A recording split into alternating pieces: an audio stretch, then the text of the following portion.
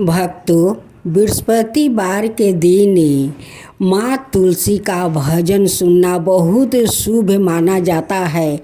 इससे विष्णु भगवान बहुत प्रसन्न होते हैं। जो लोग अपना तुलसी का वो कथा सुनते हैं, भजन सुनते हैं, इससे विष्णु भगवान का बहुत खुशी मिलता है। इसलिए माँ तुलसी का भजन सुने। संध्या में यह दिन विशेष रूप से महालक्ष्मी माता को समर्पित है, जो ऐश्वर्य और सुख समृद्धि की अधिष्ठात्री देवी है। नहीं बल्कि सभी देवी देवताओं का गुणगान करने का भी अद्भुत अवसर है। आज के इस भजन में हम संपूर्ण भगवान की वंदना करेंगे। श्री गणेश जी की स्तुति से शुभ आरंभ करेंगे। महालक्ष्मी माता का आह्वान करेंगे। श्री नारायण भगवान की महिमा का गान करेंगे। दुर्गा माता का स्मरण करेंगे और अंत में संतोषी माता का सभी देवी देवताओं को जयकारा के साथ भजन का समापन करेंगे। यह भजन न केवल भक्ति रस से सरोवर करेगा, बल्कि घर परिवार में सुख, शांति, समृद्धि और सकारात्मक ऊर्जा का संचार भी करेगा। भक्त जनों, आज आप सुने वृंदा और जलंधर की भजन।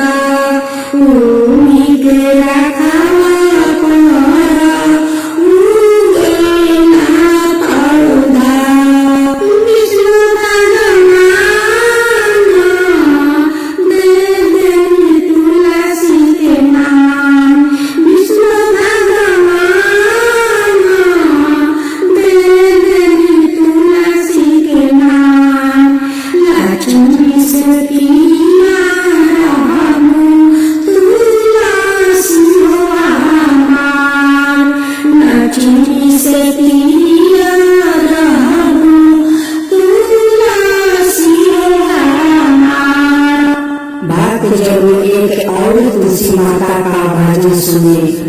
हे तुलसी मैया तारी दुहाइया, हे तुलसी मैया तुम्हारी दुहाइया, सिंचिले पाऊंगा तुहार। हे तुलसी मैया सिंचिले पाऊंगा तुहार। हे तुलसी मैया सिंचिले पाऊंगा तुहार। सुन सुने उठिले आंधा सिंचिले, सुन सुने उठिले आंधा सिंचिले, सिंचिले तुलसी तुहार। हे तुलसी मैया सिंचिले तुलसी तुहार।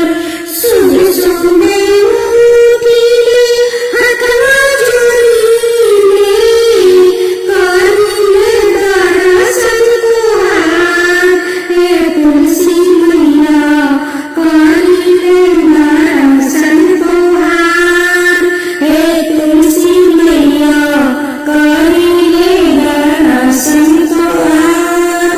तनिए का तुलसी मैया कृपा जो करती, तनिए का तुलसी मैया कृपा जो करती, भर देती गोदिया हमार। हे तुलसी मैया भर देती गोदिया हमार। हे तुलसी मैया भर देती गोदिया हमार। सुन सुने उठिले पूजा करिले, करिले आरती तुहार। हे तुलसी मैया करिले आरती तुहार। हे तुलसी मैया करिले आरती तुहार। तनिए का तुलसी मैया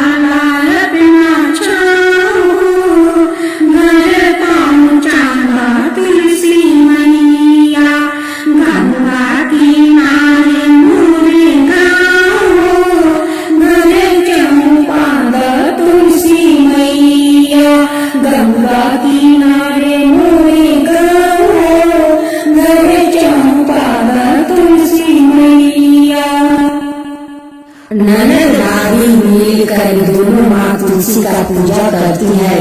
अभी भाभी को कोई संतान नहीं हुआ था। ननद माँ तुलसी से भतीजा मांगती है कि एक भतीजा दे दो। भक्त जनों, अब आप सुनिए दूसरा तुलसी भजन। संध्या पुरानी तुलसी महारानी, संध्या पुरानी तुलसी महारानी, अंगन में आई हमारी तुलसी, अंगन में आई हमारी तुलसी। बगिया से चुनी चुनी फुलवानी आई माँ, बगिया से चुनी चुनी